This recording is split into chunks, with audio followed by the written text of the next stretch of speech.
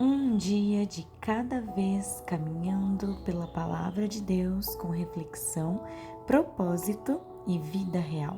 Seja muito bem-vindo ao Bíblia 365 na prática.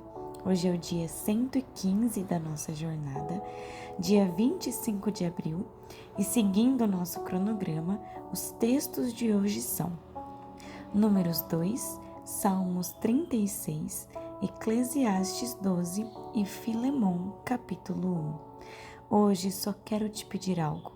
Conheça a Deus e seja conhecido por Ele. No final é isso que importa. Então prepare o seu coração, o seu secreto e permita que esse relacionamento íntimo continue crescendo. E sem mais delongas, Números, capítulo 2, mostra algo muito além da organização.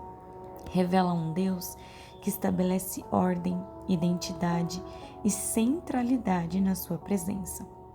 O capítulo descreve como as tribos deveriam acampar ao redor da tenda do encontro. Você percebe que a tenda fica no meio. Isso revela que Deus fica no centro do povo. Tudo gira ao redor da presença. Isso não é apenas logística, é uma fé vivida na prática. O povo vive, se move e se organiza a partir de Deus, não ao redor de si mesmo. Cada tribo ficava posicionada sob um estandarte.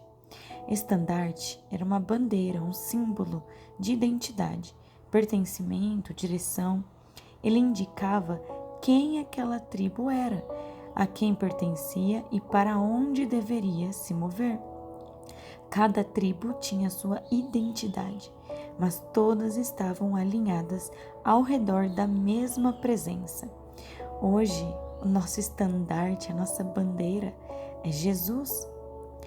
Vemos que havia também uma ordem até no movimento. Judá marchava primeiro, depois Ruben, depois Efraim e por último Dan. Nada era aleatório. E algo muito significativo, os levitas ficavam no meio, junto à tenda. Eles eram responsáveis pela presença, pelo cuidado do tabernáculo. Como eu amo essa tribo, eles eram privilegiados. E no final vemos um padrão que se repete. Assim fizeram como o Senhor ordenou. A obediência gerava ordem e a ordem mantinha o povo alinhado com Deus. Deus deve ser o centro de tudo em nossa vida. E saiba que cada pessoa tem identidade e posição, portanto, viva a sua. Todos têm um papel, mas a presença é o centro. E quando seguimos a direção de Deus, caminhamos com propósito. O fato é que quando Deus está no centro, tudo ao redor encontra o seu lugar. E partindo agora para Salmos, capítulo 36. É um contraste muito profundo entre a maldade humana e a bondade de Deus. O Salmo começa mostrando o coração do homem sem Deus e depois revela o coração de Deus em toda a sua plenitude. Davi escreve o ímpio como alguém que perdeu o temor de Deus. O pecado não aparece apenas como um erro, mas como uma voz interior que engana, seduz e faz a pessoa acreditar que está tudo bem. É um coração que se auto-engana, perde o discernimento, passa a planejar o mal. Mas de repente o salmo sai da limitação do homem e mergulha na imensidão de Deus. A tua misericórdia, Senhor, chega até os céus e a tua fidelidade até as nuvens. O amor de Deus não é limitado pela condição humana. E é doido pensar nisso, porque essas pessoas que são más, que planejam o mal, a misericórdia está para elas também, porque o amor de Deus, ele é incondicional. Mas existe um lugar que é onde você se torna conhecido de Deus. Não esse conhecer limitado, porque Deus conhece a todos, mas é um conhecer de intimidade. Existe esse lugar. A ideia não é apenas um Deus que ama a todos. é que o amor dele é imensurável, inabalável. Vemos nesse salmo que podemos viver à sombra das tuas asas. Há um acesso a um lugar apenas seu nele e apenas dele em você. Esse lugar aponta para proteção, intimidade, cuidado. É a linguagem de abrigo como um pai que protege seus filhos. Deus não apenas livra, Ele sacia. Ele não apenas protege, Ele enche de alegria. Por quê? Davi nos diz: pois em ti, Senhor, está a fonte da vida. Na tua luz vemos a luz. No final, Davi pede para permanecer nesse lugar, longe da soberba, longe da queda, mas perto de Deus. Pois o mundo pode até ser marcado pela maldade, mas quem se refugia em Deus vive sustentado pela sua bondade infinita. E partindo agora para Eclesiastes capítulo 12, é o fechamento de todo o livro e Salomão sai da reflexão e chega à conclusão final. Lembre-se do seu Criador nos dias da sua mocidade. Ele enfatiza situações para mostrar que não precisamos esperar a dor, o desgaste ou o fim para buscar a Deus. Busque enquanto há força, clareza e vida em você. Depois ele descreve a velhice de forma poética e muito real. Cada imagem representa um corpo enfraquecendo, guardas da casa tremendo os braços, homens fortes se curvando as pernas, moedores cessando os dentes, janelas escurecendo os nossos olhos. É um retrato da fragilidade humana com o passar do tempo. A vida passa, o corpo se desgasta, o tempo é limitado. Por isso ele insiste: lembre-se de Deus antes da perda de forças, antes do fim. O corpo é temporário, a vida aqui não é o fim, mas é um caminho. E tudo que é vivido na terra sem Deus é vazio. Então vem a conclusão mais importante de todo o livro: tema a Deus, guarde os seus mandamentos.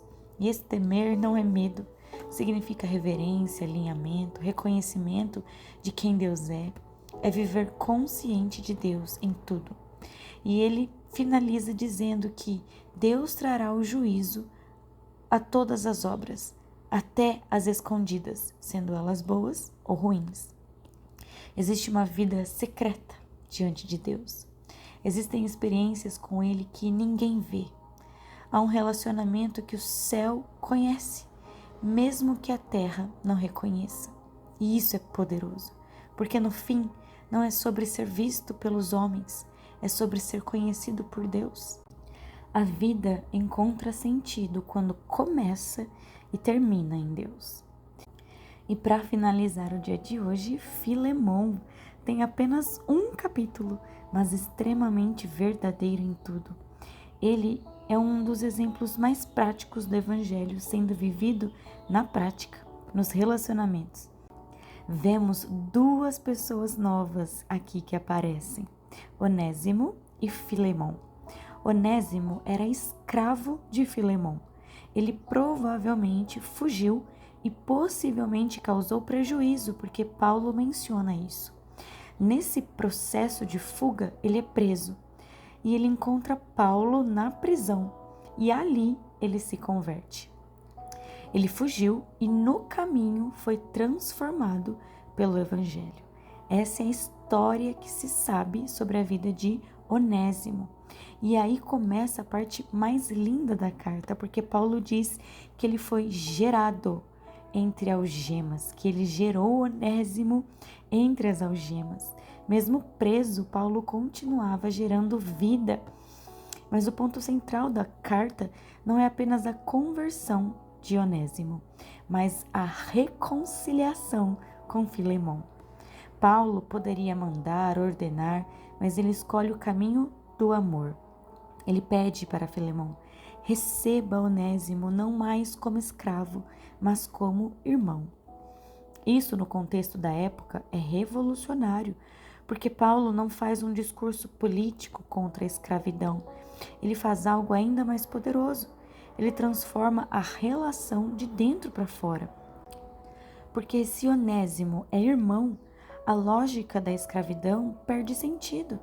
E o ponto mais forte da carta é quando Paulo diz: se ele te deve algo, põe na minha conta. Isso é o puro evangelho. Paulo assume a dívida de Onésimo, assim como Cristo assumiu a nossa. E mais, ele pede: receba-o como se estivesse recebendo a mim. Onésimo, que era fugitivo, agora deve ser recebido com a honra de um apóstolo. Isso é graça.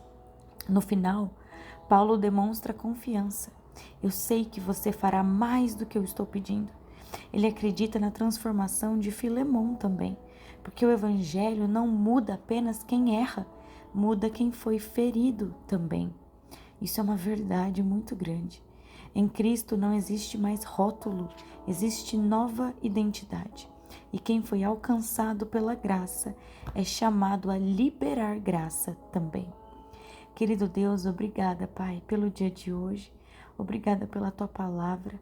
Nos ajude, Senhor, a viver de forma real tudo o que falamos, o que oramos, o que pedimos, o que lemos. Que o Senhor continue sendo o centro da nossa vida, que tudo ao nosso redor seja organizado porque o Senhor está no centro. Que o Senhor nos ensine e nos molde para estarmos neste lugar, ó Deus, neste lugar de intimidade, neste lugar onde a Tua bondade, a Tua misericórdia são infinitas.